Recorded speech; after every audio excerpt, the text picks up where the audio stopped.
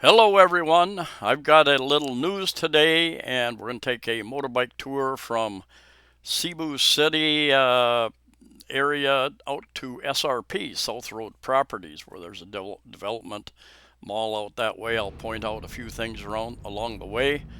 You've got the Grand Tower right there, still under construction, going to be a hotel and commercial spaces. Right next to the left is Bayfront Hotel. Some of you've stayed there. Pretty nice hotel. And that is right across the street from SM Mall in Cebu City. And coming up, can't see it in this view, but you've got Radisson Blue Hotel, which is also right across the street from SM Mall in Cebu City. It's up there in the distance, the taller building. I have been checking the newspapers every day, several papers here in the Philippines, and I also read news around the world.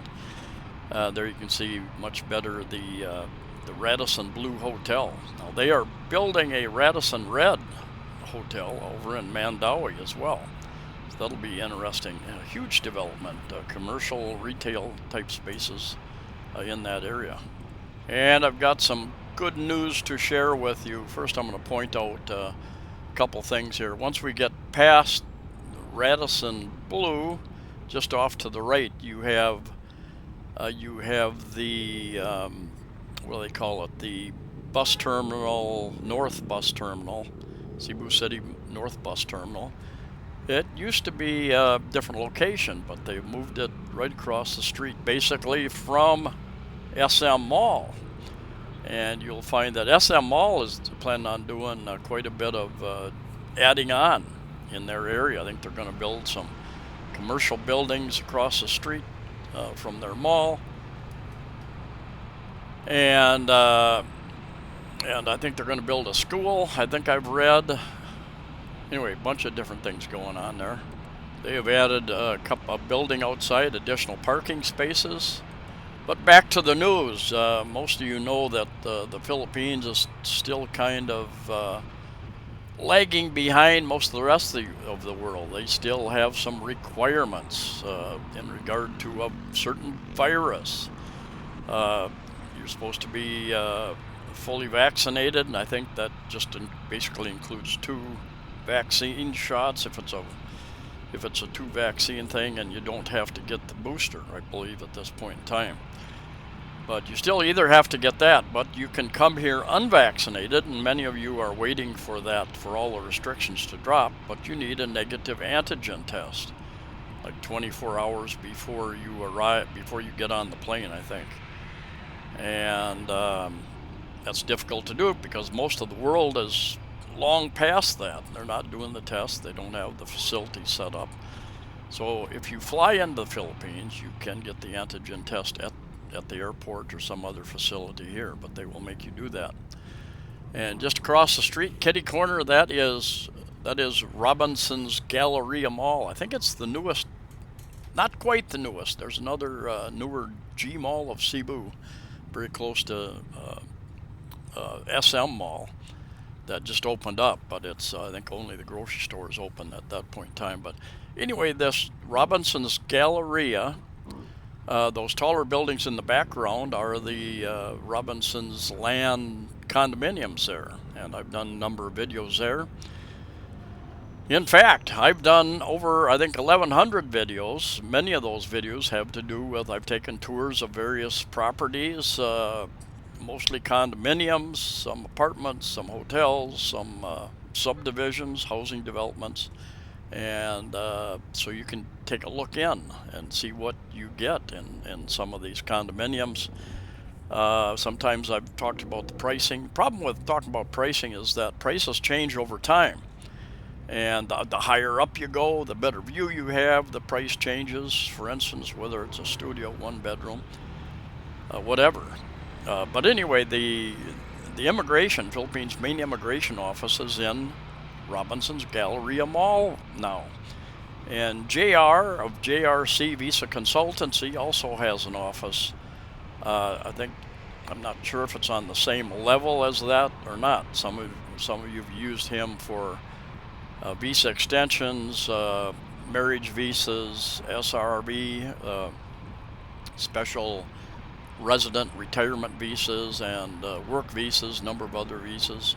If you've overstayed, he can help you work through that situation with possibly some of the issues that you have to cover, and give good reasons for why you've overstayed your visa, and possibly having to fill out a motion for reconsideration and process that through here or your various areas, and then eventually has to go to the lawyers in Manila Immigration.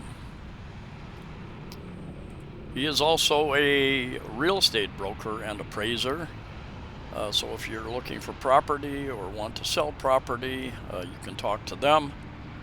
He's got offices in Cebu City up by Ayala Mall. Got an office right there in Robinson's Galleria over on Mole Bowl on the western side of Cebu. Davao, got an office there. Angeles City has an office there now. I think they've just opened up an office in Manila. We're on Panglao Island over on Bohol. Am I missing any? Perhaps. Anyway, several offices to take care of your needs. Anyway, I am headed out now. Just off to the left, on the other side of this wall, you can go down underneath an underpass. And some years ago, it gets, they've got lighting in there, but it gets a little dark in there. Many years ago, there was a multi-car accident, big fire, a bunch of people got killed and injured in it. So I don't like going through that tunnel. Straight ahead is Plaza Independencia, big gathering place for special events. Independence Day, Sinulog, Christmas, Easter, all sorts of different events.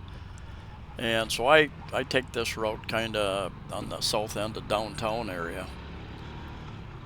Usually, and yeah, just to the left, you've got a few blocks, you've got Colon Street, which is supposedly the oldest street in the Philippines. Number of malls downtown, Cebu City. You got Metro Mall, I think a 138 Mall, Colonnade Mall, bunch of different ones, grocery stores and department stores.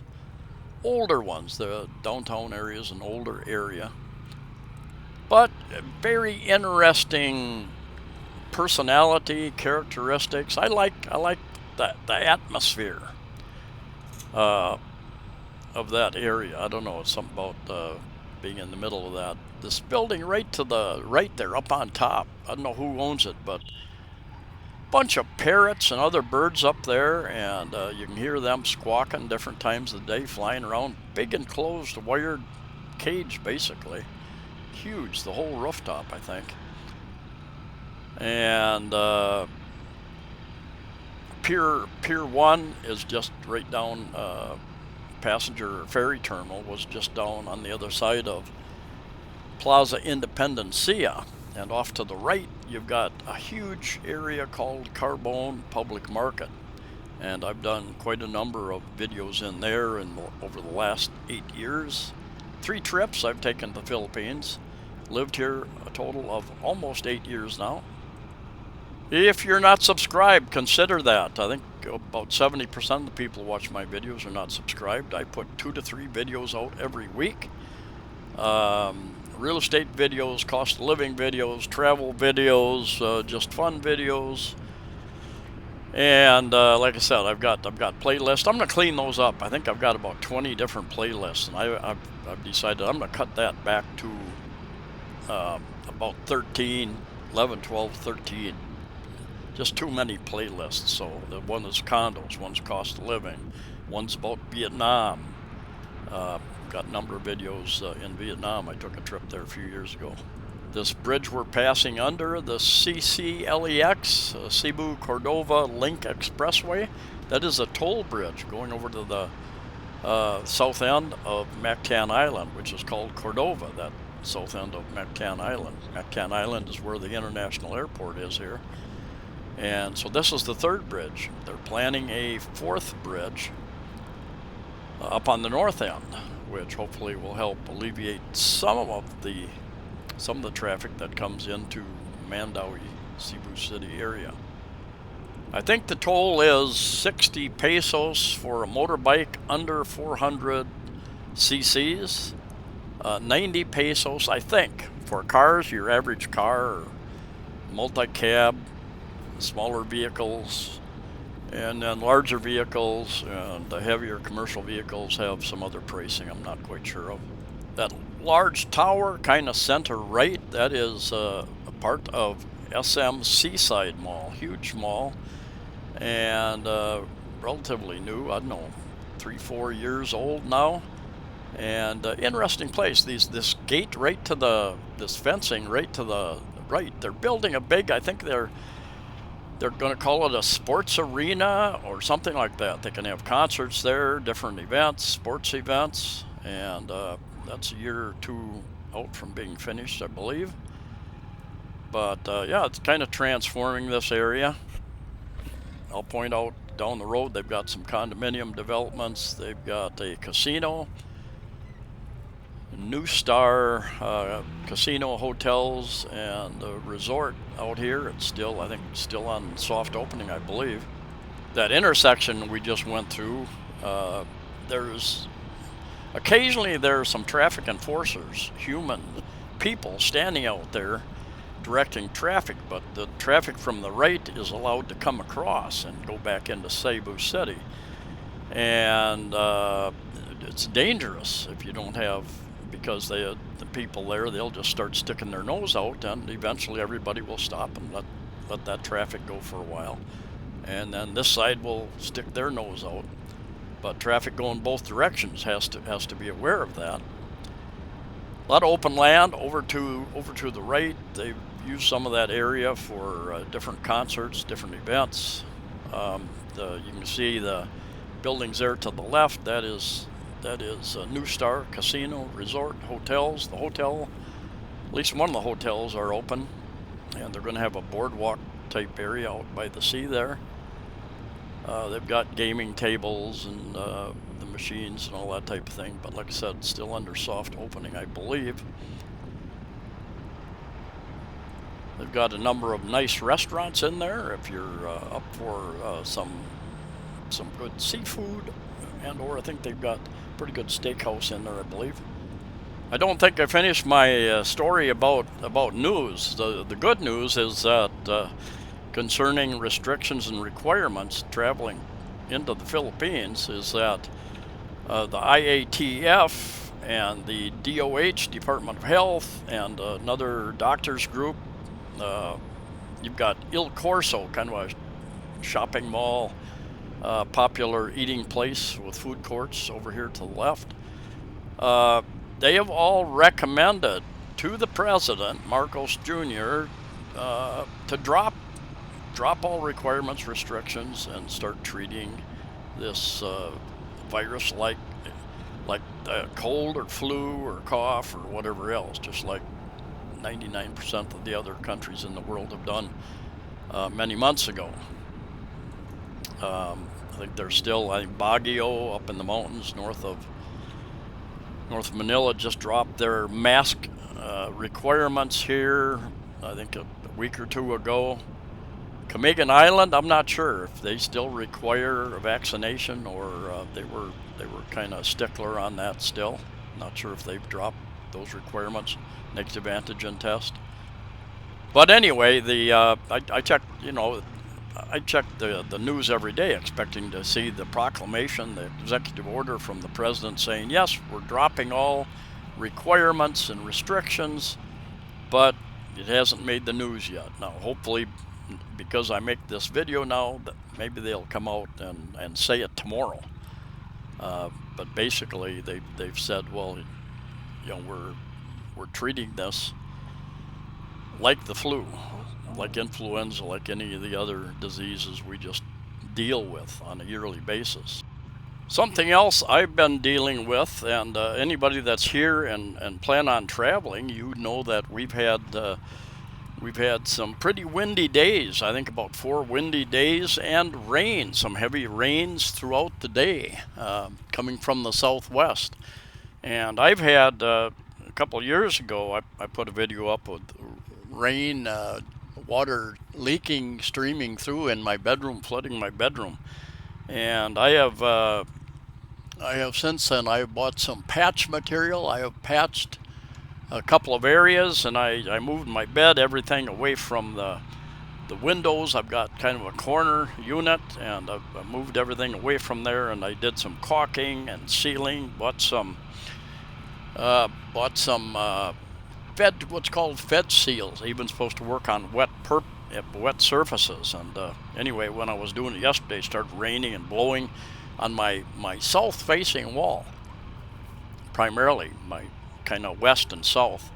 And because we're getting those southerly winds, southwesterly winds now, and I found that even where I was putting this supposedly very good sealant, I was still getting a little bit of leakage through. So I'm going to have to put another coat on there and see if that will do it. But I've reduced it substantially at least. But I really hate cleaning up wet bedroom floor, moving furniture, all that sort of thing. So even occasionally I get videos about on cost of living. Guys say, well, our house is paid for, and so we're not paying house payments or rent. But eventually you need to factor in maintenance, whether it's for whatever reason, whether it's a sewage issue, whether it's flooring, termites. I think there's a bug called buck, something like that. A very small bug that'll eat your wood furniture, a lot of your wood furniture. I had a guy visit his house a few years ago, and he said all his nice wood furniture was pretty much eaten up. He had to replace it all with plastic furniture. About the only thing these bugs wouldn't eat, but it had eaten the door sills, the wooden door sills. They were pretty much hollowed out. But you're going to need a roof. You're going to need to do some maintenance. There are some costs that you should be figuring into your budget, amortizing them over a number of years.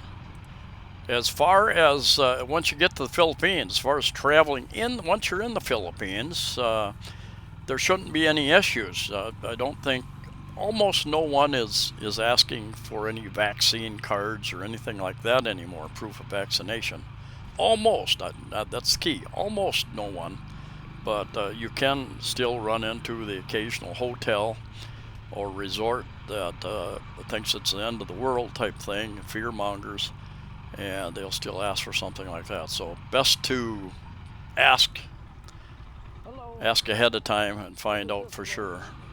I was asking where this road came out to, and they didn't really know or didn't understand me or something.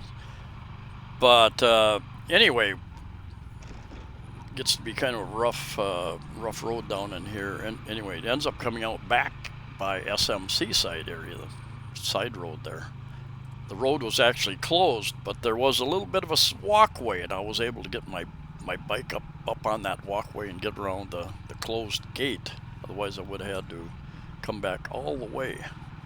Somewhere out in this area, there's a number of businesses. I'm not sure what they are, but somewhere out in some of these open fields off to the right that you can't see, there are plans to put quite a few low-income housing units to house some of the what they call informal settlers.